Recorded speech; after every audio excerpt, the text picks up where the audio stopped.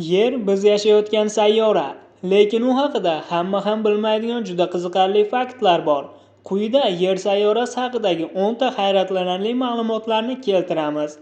Yerning ichki qismi Quyoshning yuzasidan issiqroq. Yerning yadrosi harorati 6000 gradusga yetadi. Bu esa Quyoshning yuzasi harorati bilan deyarli bir xil. Ba'zi tadqiqotchilar esa uning ichki qismi hatto Quyosh yuzasidan issiqroq bo'lishi mumkinligini taxmin qilishadi. Yerning 70% dan ortig'i suv bilan qoplangan. Bizning sayyoramizda suv juda ko'p. Uning umumiy maydonining 71% ni okeanlar tashkil etadi. Lekin barcha suvlarning atigi 3%gina ichimlik uchun yaroqli hisoblanadi. Yerda har kuni 17 million chaqmoq uradi. Butun yer yuzasida har soniyada 100 ga yaqin chaqmoq uchraydi. Bu esa kuniga 17 million chaqmoqqa teng. Yerning eng issiq va eng sovuq harorati o'rtasida katta farq bor. Yer yuzasida qayd etilgan eng yuqori harorat 56,7 gradusga yetadi. Bu harorat esa AQShning O'lim vodiysida uchragan.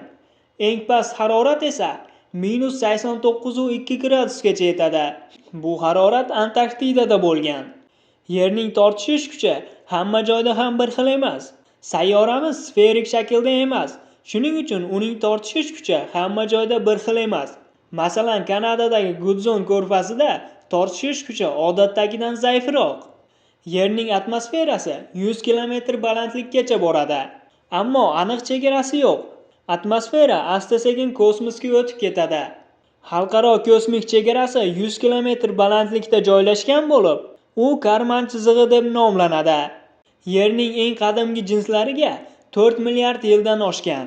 Kanadada topilgan ba'zi tog' jinslari taxminan 4,3 milliard yilga teng. Bu esa Yerning yoshi haqida qiziq faktlarni ochib beradi. Yer yadro qismi temirdan iborat va u ulkan magnit kabi harakatlanadi. Yerning ichki yadrosi asosan temir va nikel aralashmasidan tashkil topgan. Bu esa uni ulkan magnitga aylantiradi. Bizning sayyoramizni quyosh shamollaridan himoya qiladi. Yerning aylanish tezligi sekinlashib bormoqda. Yerning o'z o'qi atrofida aylanishi yiliga taxminan 17 mikrosoniyaga sekinlashadi. Bu juda kichik farq bo'lsa ham, kelajakda kunlar uzoqroq bo'lishi mumkin. Yer har yili Quyoshdan 6 santimetrga uzoqlashib bormoqda. Sayyoramiz Quyosh atrofida harakatlanayotganda har yili undan 6 santimetrga uzoqlashadi. Ammo bu jarayon juda sekin kechayotgani uchun insoniyat buni sezmaydi. Xullas azizlar, bizning sayyoramizda qiziqarli ma'lumotlar hali ham juda ko'p. Ularni aniqlashga esa hali yana anchagina vaqt ketadi.